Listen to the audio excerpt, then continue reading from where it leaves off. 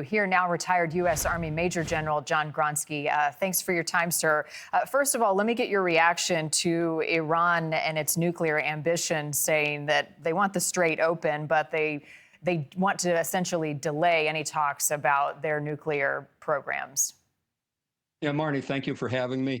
Yeah, I think it's a ridiculous proposal. I mean, one of the primary reasons that we are conducting this military operation against Iran to begin with is because the administration has said Iran will not have a nuclear weapon. And for Iran not even to put that on the table doesn't make any sense. I believe it's a non-starter for the administration. At least I very much hope it is. It is a perplexing move, given how open the president has been about that being the #1 objective. So what now? What levers does the U.S. and the president have to pull here in dealing with Iran?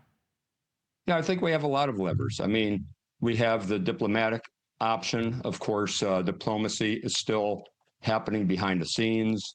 We have informational tools at our disposal to get messages out, especially to the American people and to our allies as well. We have the military option, which is certainly on the table. As a matter of fact, we have more force in that region now than we had when this operation first started. And then, of course, the blockade is creating an economic stranglehold on Iran, and hopefully that will cause the regime to eventually collapse.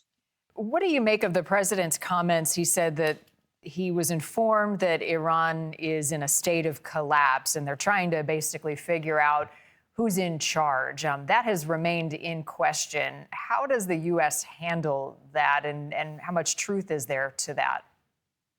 Yeah, I think there's a lot of truth to it. I mean, we decapitated key leaders in the regime right from the beginning of this operation. I will say it does make it perhaps more difficult, since we really don't know who's in charge, but then it could be to our advantage too, because we could work one faction in Iran against another faction in Iran, and that creates a lot of confusion in Iran. It creates a lot of dissension. So we could use that fracturing within the regime to our advantage, for sure. We're looking right now at some fresh smoke in the sky in Beirut as that ceasefire between Israel and Lebanon looks to hold. John, as we look at this situation as a whole, there are other players involved. Russia met as recently as the last day or so with Iran's leadership. I've spoken to others who believe that India and China also play major roles in this. How much influence do those countries have right now in a way out?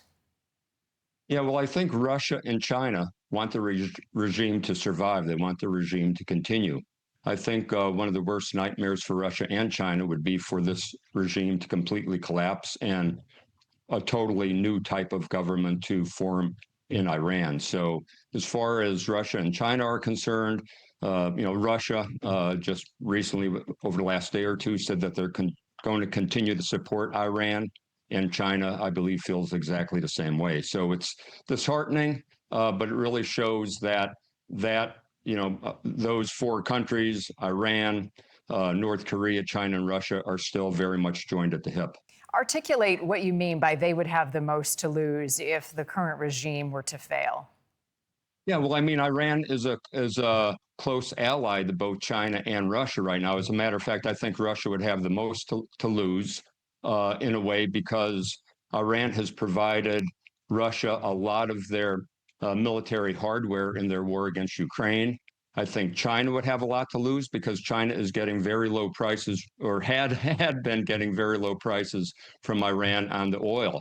And if that regime collapses and a new government takes hold, China isn't going to get those very low prices any longer. And Russia probably won't get the military support that they've been getting from the current regime. Yeah, all good points. Major General John Gronski, thank you for your time.